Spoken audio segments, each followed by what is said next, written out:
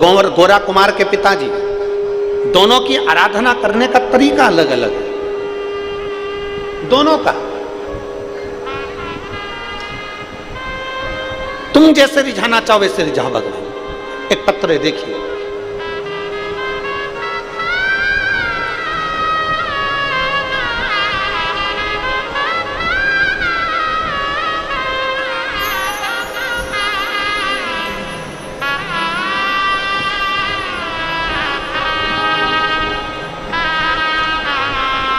मेरा नाम उमा पवन जी खंडेलवाल है।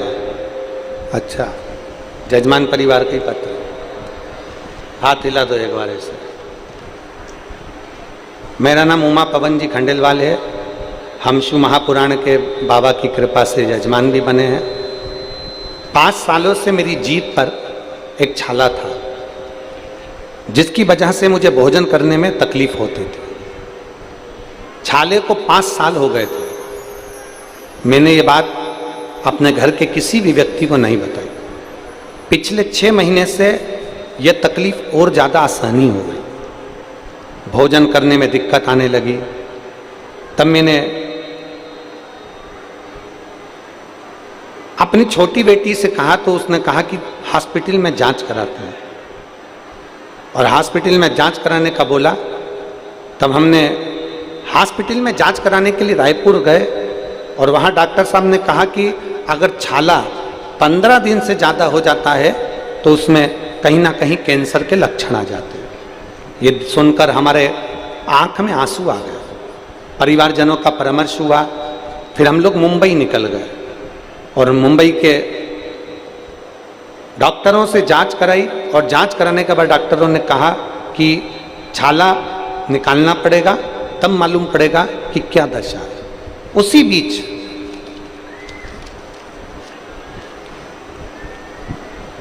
हम विश्वास रखकर सीधे सीहोर चले गए, और सीहोर से रुद्राक्ष लेकर आ गए। उस रुद्राक्ष का पानी में गलाते उसका पानी हम पीना चालू कर दिया, और बाबा से बोल दिया, बाबा कोई ऐसी बीमारी मत आ जाने देना जिससे हमारे जीवन को परेशानी हो। बाबा को प्रणाम कर कर हम ऑपरेशन के लिए उस छाले को निकलवाने के लिए चले गए, और कुंदकेश्वर महादेव का नाम लेकर जल पीकर हम जब गए, और छाला जब निकाला गया, निकालने के बाद उसकी जांच हुई। बाबा ने ऐसी कृपा करी कि कैंसर का कोई लक्षण नहीं आया। मेरे बाबा ने मुझे बचाया। आइए एक बेलपत्र ले जाओ। शिव तत्व की प्राप्ति। गुरुजी,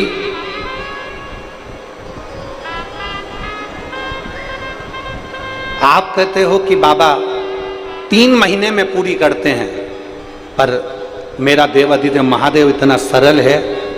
आपकी वाणी से जो शब्द निकलते हैं वो बाबा की कृपा से शंकर उसको स्वीकार करता है, और बोलता और सुनता भी है। यह शिव तत्व है।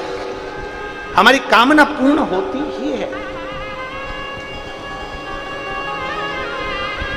और तेरी कृपा बिना ना हिले एक भी अणु, लेते श्वास तेरी कृपा से करो। बखान क्या करो मैं लाखों के ढेर का, चुपटी भगोत में खजाना कुबेर का। हे गंगधार मुक्ति द्वार ओंकार तू, भोले ओंकार तू। आयो शरण की हार शंभु तार तार। वो स्वीकार कर ले। आप अगर उसके आश्रित हो गए, ये श्रीमती उमा खंडेलवाल जी ने लिखा अपने पत्र में कि डॉक्टरों ने तो कह दिया था कि जांच के बाद ही मालूम पड़ेगा कि स्थिति क्या है, पर यहां बता दिया था कि ऐसा ऐसा लक्षण है। पर हम भी जब कुबरेश्वर धाम गए तो बाबा को बोल कर आए कि अब हमको तुझे संभालना, और तेरे भरोसे मेरी गाड़ी, तू जाने हम उसके आश्रित हो गए ना, हमारा समर्पण उसके प्रति हो गया, हम उसके आश्रित हो गए।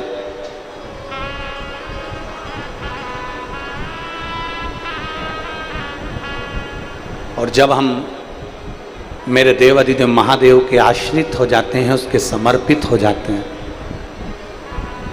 फिर वो संभाल लेता है, फिर वो संभालता है। हमें नहीं संभालना, फिर उसको संभालना। एक पत्र और देखिए,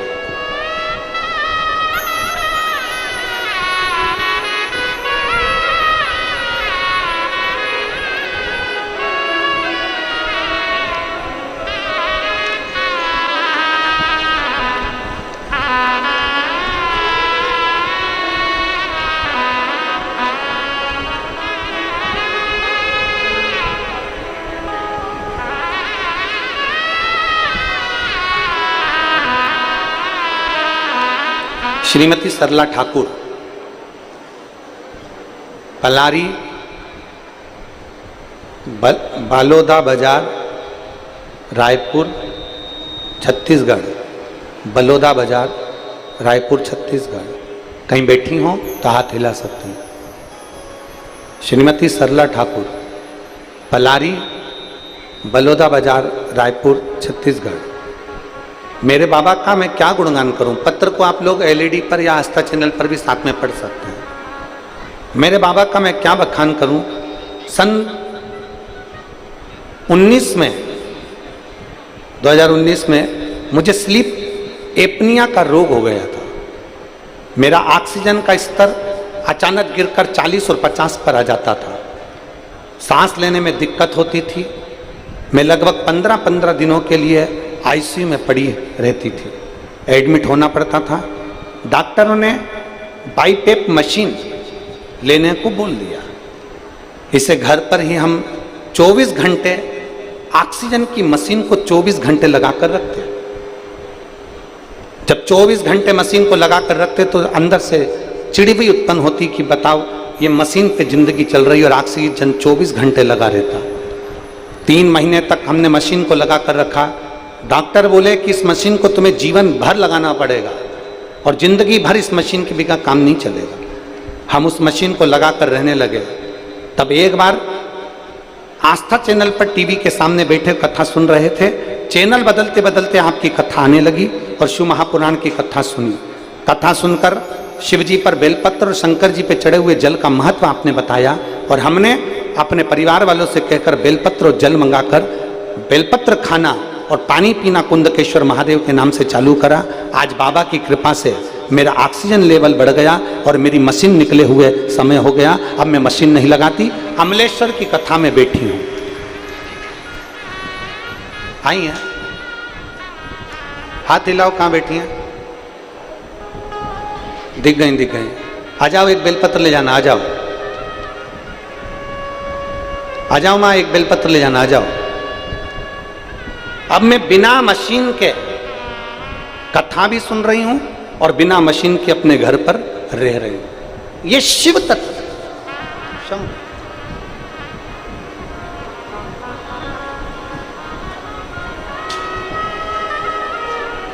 एक भरोसा केंद्रित करिए, एक विश्वास को बढ़ा लीजिए।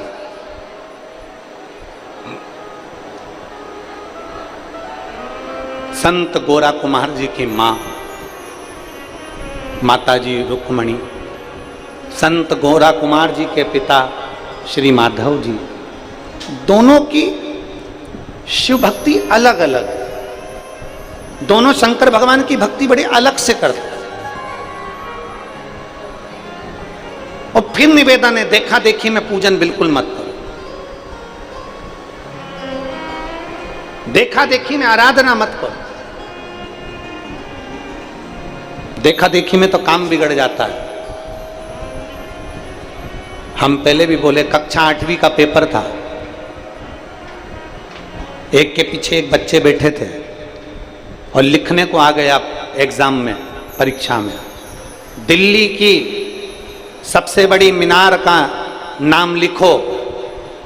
आगे वाले बच्चे ने लिख दिया दिल्ली में कुतुब मीनार है।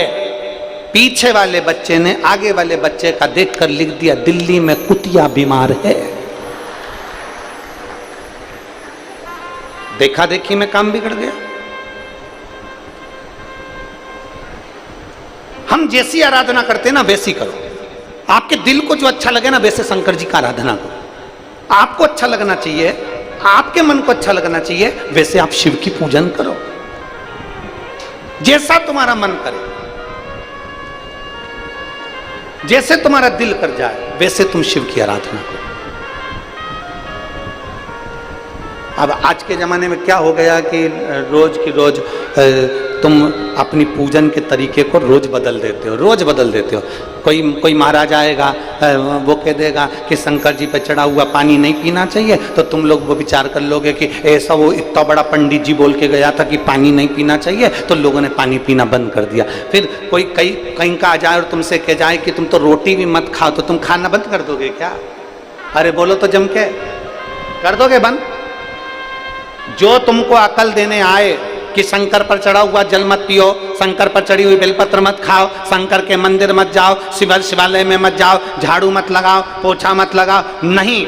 शिव महापुराण की कथा कहती है, एक बार गीता प्रेस गोरखपुर की शिव महापुराण को अपने घर में लाओ और पढ़ो, और फिर देखो कि सीहोर वाला महाराज झूठ तो नहीं बोलता। एक बार उसका स्मरण करो, उसको पढ़ो, उसको पढ़ने का प्रयास करो। सत्य को दुनिया के लोग दबाना चाहते हैं, बहुत दबाने का प्रयास करेंगे, अपशब्द कहेंगे, गालियां देंगे, आड़ा टेढ़ा कहेंगे, जो उनसे बन सकता है वो करेंगे सारे, और सत्य को दबाने का प्रयास करेंगे। और सत्य सत्य रहता है, वो मरते दम तक भी सत्य की सत्य ही रहता है, उसको कोई नकार नहीं सकता। सत्य को कोई नकार नहीं सकता, सत्य सत्य ही रहेगा।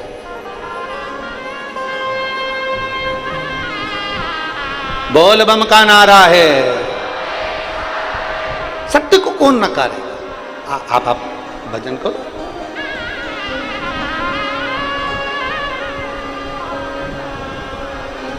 गोरा कुमार जी की माता रुक्मणी जी का पूजन करने का तरीका अलग है, अलग। और कहां से लाऊं गंगा, कहां से लाऊं यमुना,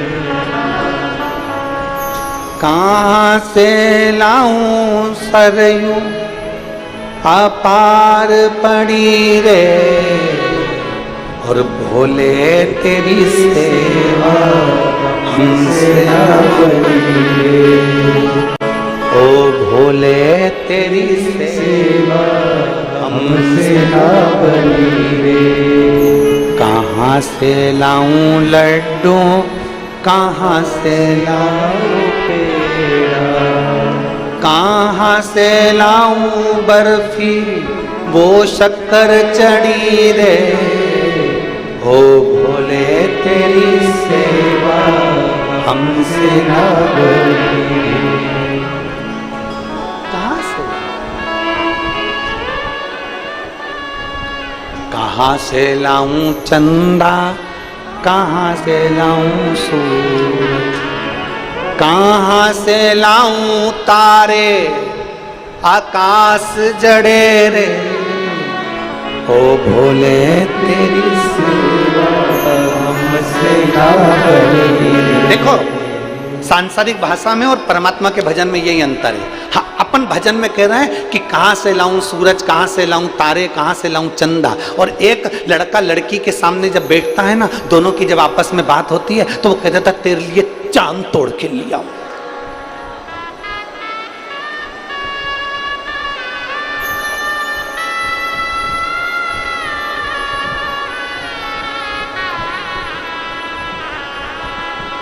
कितना झूठ। एक लड़का लड़की से कहते था तू बोल, अब भी के भी तेरे लिए तारे तोड़ के ला दूं, तारे।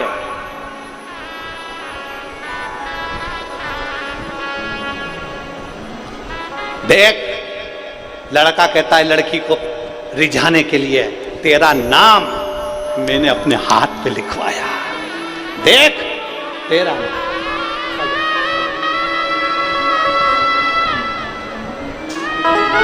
रिझाने वाली बात है।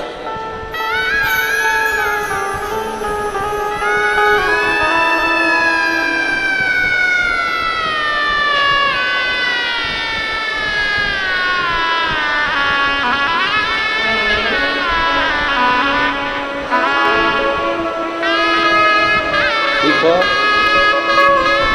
24 घंटे मुख पर ऑक्सीजन लगी रहती थी और बाबा के जल का तो प्रभाव है। आज कथा में भी बैठी हैं और घर में भी खाई।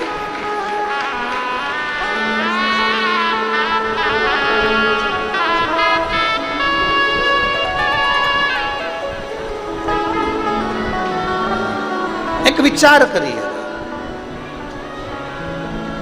लड़का लड़की से कह रहा मैंने तेरा हाथ पे नाम लिखा लिया, इतना प्रेम करता हूं। लड़की भी मूर्ख है जो हाथ पे नाम लिखाया और राजी हो गई। लड़की को कहना था पहले प्रॉपर्टी पे नाम लिखा के बता, एक बंगला, एक गाड़ी, 1 एकड़ जमीन, 1 बीघा जमीन, फिर मानू कि तू मुझसे प्रेम करता है। भटकता फिरेगा, मोटरसाइकिल में डलवाने के लिए 100 रुपए भी नहीं है, प्रॉपर्टी का खाक लिखेगा। विचार करिए जरा। एक शिव का भक्त कह रहा है कहां से लाऊं चंदा, बोलो बोलो, कहां से लाऊं सूरज, कहां से लाऊं तारे, आकाश जड़े रे, और भोले तेरी सेवा हमसे ना बनी, ओ भोले तेरी सेवा हमसे ना बनी। ना हम चांद ला सकते हैं, ना हम सूरज ला सकते हैं, ना हम तारे ला सकते हैं। हमारे पास कुछ भी नहीं है भोलेनाथ, ना मेरे पास में गाड़ी है, ना बंगला, ना जमीन, ना जायदाद। भोलेनाथ केवल आपने जो जन्म दिया है पृथ्वी पर, ये शरीर, ये वाणी, ये नयन, ये श्रवण, ये चरण, ये हस्त, ये जिह्वा आपको समर्पित है। और बाबा मेरे पास देने के लिए कुछ भी नहीं है, पर इतना विश्वास जरूर है कि मेरा बाबा मेरे दिल में रहता है, तो ये दिल हल्का फुल्का नहीं, करोड़ों की प्रॉपर्टी है, करोड़ों की। तेरी याद से शुरू होती है मेरी सुबह, तेरी याद से शुरू होती है मेरी सुबह, तो कैसे कह दूं कि दिन खराब है, जब सर पर तेरा हाथ है, तो कैसे कह दूं कि मेरी किस्मत खराब है, कैसे कहूं।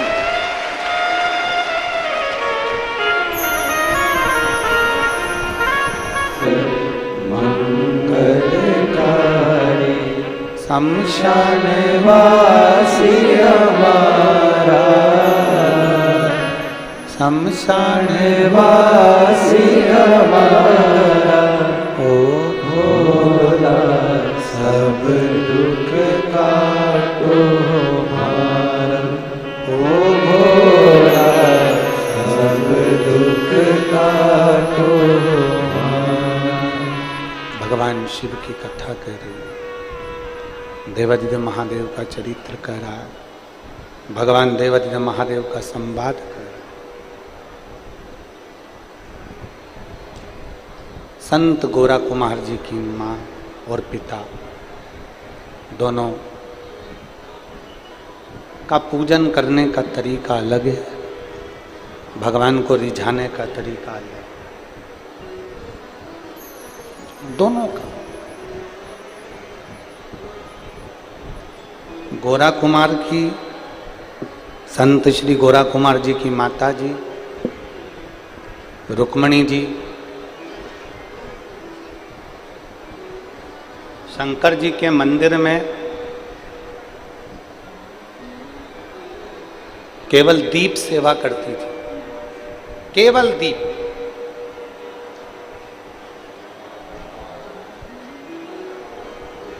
हमने एक बार कथा में कहा था, आप लोगों के स्मरण में है कि नहीं पता नहीं, पर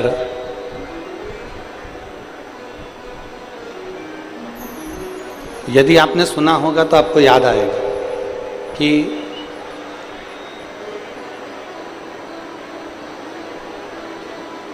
मंदिर में,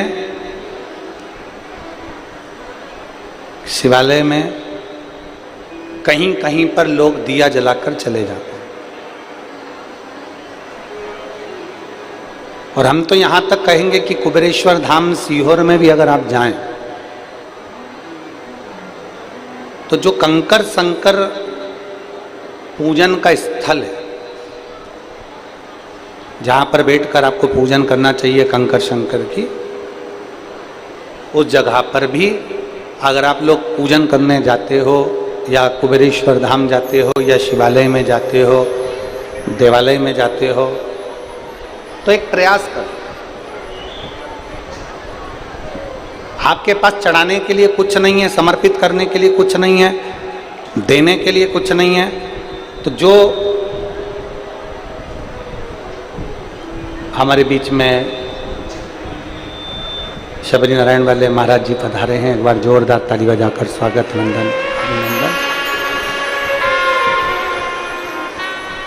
स्वामी जी अगर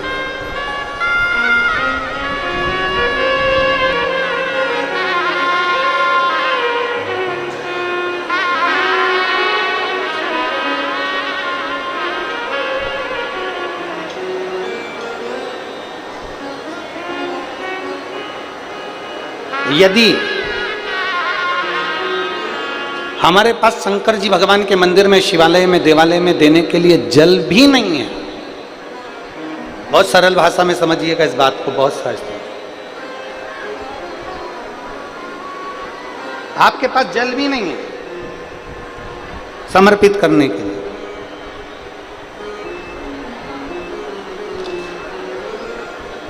तो एक काम करिए, वहां पर जो दिए ठंडे हो गए, जिनमें ज्योति नहीं है, जिसकी ज्योति विसर्जन हो गई हो, केवल दीप,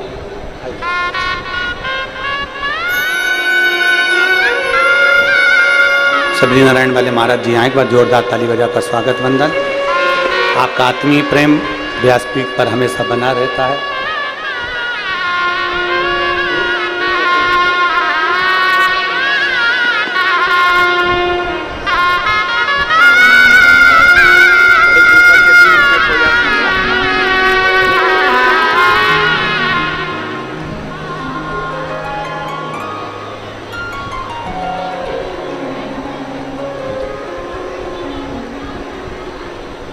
मान लो जल भी नहीं है अपने पास में, मान लो कोई सामग्री अपने पास में शिव जी को समर्पित करने की नहीं, मान तो जो दीप शिव भक्त लगाकर चले गए हों, जो दीप भगवान शंकर को लगाकर भक्त लोग चले जाते हैं और वो ठंडे हो जाते हैं, उनका विसर्जन हो जाता है, उसमें ज्योति नहीं रहती है, तो वो दीप अगर हम उठाकर एक जगह पर एकत्रित कर कर भी रख देते हैं, एक जगह पर इकट्ठे कर कर हमने रख दिया, तो कभी आप मौका लगिए, कभी जिंदगी में मौका लगे तो ये प्रयास कर कर देखना, जगह जगह पर लोग दिए जलाकर चले जाते हैं, उन दीपक को एक जगह एकत्रित कर कर अगर आप जाएंगे तो आप उसका अनुभव करेंगे कि आप ये अनुभव करेंगे कि आपके मस्तक पर जो पितृ दोष होता है, आपके मस्तक पर जो पितरों का दोष माना जाता है, लोग कहते थे पितृ दोष हो गया, पितृ दोष हो गया, पितृ दोष हो गया, 1 रुपये कमा रहे हो, 1.25 रुपये खर्च हो रहे हैं, हाथ में पैसा नहीं दिख रहा, मानसिक टेंशन बना हुआ है। आप किसी शिवालय में अगर गए हो, कुछ भी समर्पित करने का नहीं है, तो वहां पर जितने दिए ठंडे हो गए हों, उन दियों को इकट्ठा कर कर एक जगह कर एकत्रित भी कर दिया जाए और प्रणाम उन दियों को कर लिया जाए तो हमारा पितृदोष भी समाप्त हो जाता है। यहां तक शास्त्र।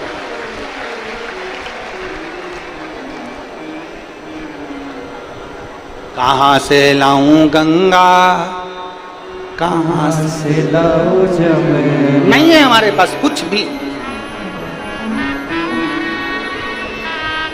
संत श्री गोरा कुमार जी की मां रुक्मणी जी का एक नियम था, मंदिर में दीपदान करना और जो विसर्जित दीप हैं उनको उठाकर एकत्रित करना। अब जरा समझिएगा कि उन विसर्जित दियों को, दीपक को एक जगह इकट्ठा करने का फल क्या होता है। जरा यहाँ कथा में ध्यान लगाकर सुनना कि शंकर के मंदिर के, शंकर के द्वारे के, भगवान के शिवालय के कहीं दीप बहुत सारी जगह वहाँ लगा दिया, वहाँ लगा दिया, वहाँ लगा दिया, वहाँ लगा दिया, लोगों ने दिया दिया दिया सब दूर छोड़ दिया, उसको इकट्ठा कर कर एक जगह पर एकत्रित कर देना, उसका फल क्या होता है ये समझिए। अब रुक्मणी जी का नियम, संत श्री गोरा कुमार जी की माता जी का नियम, वो दीप इकट्ठी कर दे। और संत श्री गोरा कुमार जी के पिताजी का नियम था मंदिर में सफाई करना, शिव जी का अभिषेक पूजन करना और शंकर जी के ऊपर जो जलाधारी लगती है। जलाधारी किस किस ने देखी है? हाथ उठाओ जरा, देखिए। जैसे ये शिवलिंग है, शिवलिंग के ऊपर एक जलाधारी लगी होती है जिसमें से बूंद बूंद पानी नीचे गिरता है, उसमें से जल नीचे गिरता रहता है। अब कई लोग मंदिर की सफाई करते हैं, झाड़ू लगाते हैं, पोछा लगाते हैं, शिवलिंग को धो देते हैं, जलाधारी को धो देते हैं, पर जो ऊपर जो जलाधारी लगी रहती है, जया, विषहरा, श्यामली बारी, दौतली, देव, ये जो जलाधारी ऊपर जो लगी हुई है जिसमें से एक एक बूंद पानी नीचे गिर रहा है, कभी अगर मौका मिल जाए, कभी मौका मिल जाए और एकांत में कहीं का शिवलिंग मिल जाए और तुम्हें अगर मौका मिल जाए तो एक बार अपने घर से जल उतनी मात्रा में लेके जाओ जितना उस जलाधारी में पूरा भरा जाए और जलाधारी का पानी ऊपर से भी झलके और नीचे से भी निकल जाए। कभी अगर मौका लग जाए तुम्हारे जीवन में और कहीं तुम्हारे घर के पास में कोई शिवलिंग हो, तुम्हारे घर के पास में कोई शिवालय हो, मंदिर की साफ सफाई आपने कर दी, झाड़ू बुआरी कर दी, उसके बाद में मंदिर में शिवलिंग को आपने अच्छा साफ कर कर स्नान पूजन करा दिया, उसके बाद जलाधारी में जब जल भरो तो उसको साफ कर कर जब उसको भरा जाता है, उसके भरने का फल क्या होता है ये शिव महापुराण की कथा। जलाधार अब यहाँ शास्त्र कर रहा है, शिव महापुराण वर्णन कर रही है। संत गोरा कुमार जी के पिताजी, संत गोरा कुमार जी के पिताजी जलाधारी की सेवा में रहते हैं। जलाधारी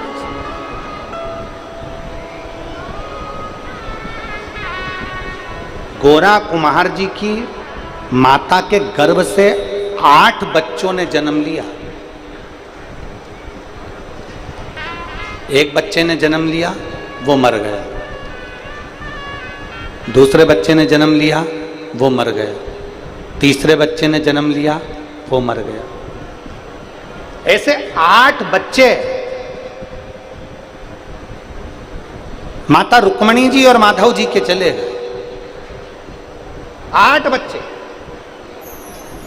अब जब 8 बच्चे मर गए, रुक्मणी जी आज अपने पति के कंधे पर सिर रखकर रो रही हैं, खूब बिलक बिलक कर रो रही हैं। बहुत। श्री माधव जी ने कहा, रुक्मणी क्यों रो रही है? रुक्मणी जी कहती हैं, मेरे 8 बच्चे चले।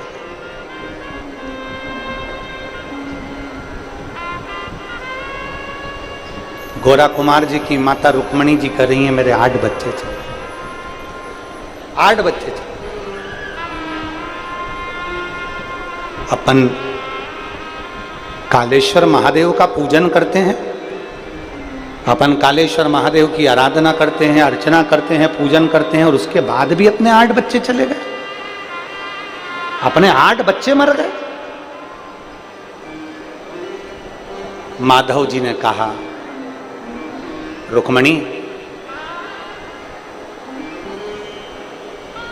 शंकर जी का भक्त कभी हारता नहीं है। बोल बम का नारा है, बाबा एक सहारा है। शिव का भक्त कभी हारता नहीं है रुक्मणी, और तुम हार रही हो। 8 बच्चे मर गए ना, उसको पसंद नहीं होंगे, ले लिए होंगे। हमारे पूर्व के कर्म के कारण हमको भोगना पड़ता है। हमारे पूर्व के कर्म के कारण हम भोग रहे हैं। क्यों रोती है? रोती रोती रुक्मणी भगवान शंकर के मंदिर में, कालेश्वर महादेव के मंदिर में पहुंच गई। कालेश्वर महादेव के मंदिर में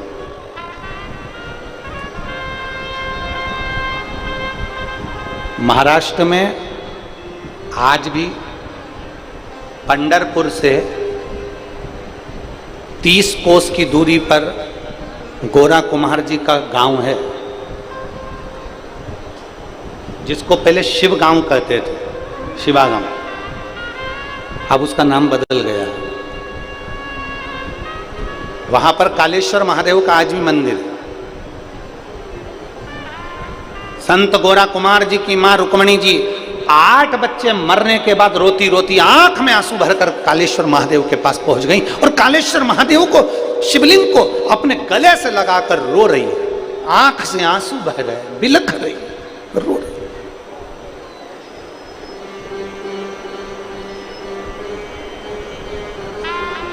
नैनों से जल बह रहा है, रो रही। और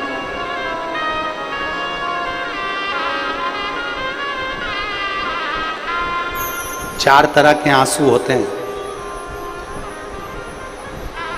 कितनी तरह के? जम के बोलो जरा, जम के। 4 तरह के आंसू होते हैं।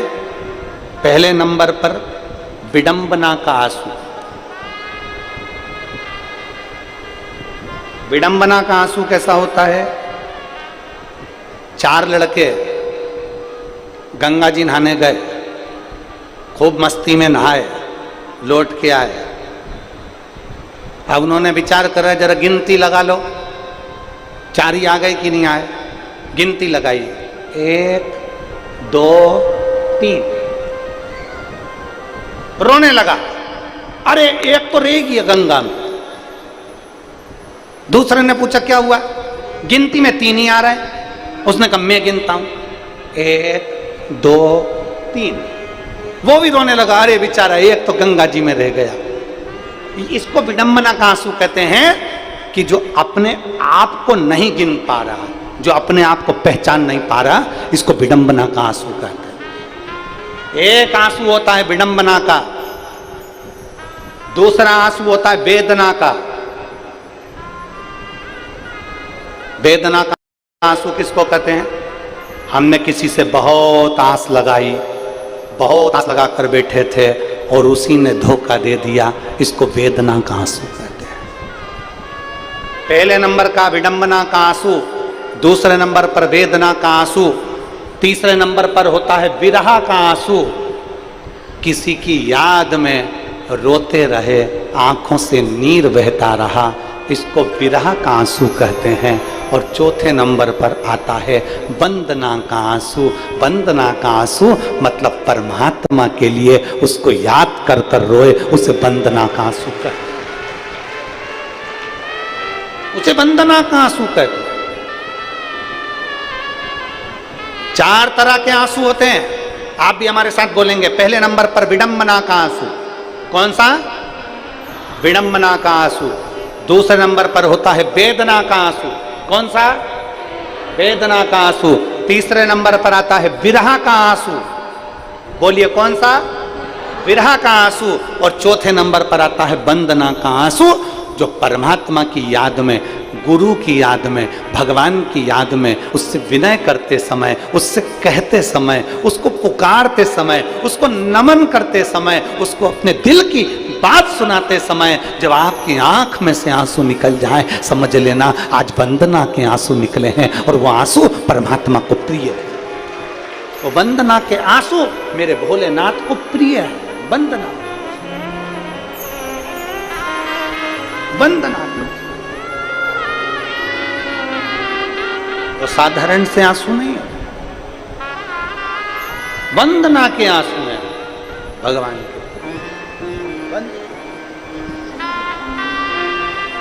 अब माता रुक्मणी शिवजी के मंदिर में जाकर रो रही हैं। वो कौन सा आंसू है? 4 आंसू में से वो कौन सा आंसू है? बोलो जम के, जम के बोलो जरा, कौन सा आंसू है? वंदना का आंसू। गले लग गई, शिवलिंग को अपने हृदय से लगा लिया, हृदय से, हृदय से।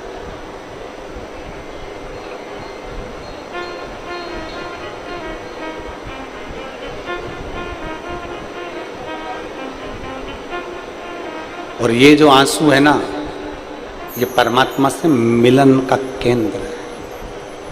ये जो आंसू है ये परमात्मा से मिलन का बिंदु है। ये वंदना का आंसू, वंदना रो रहे।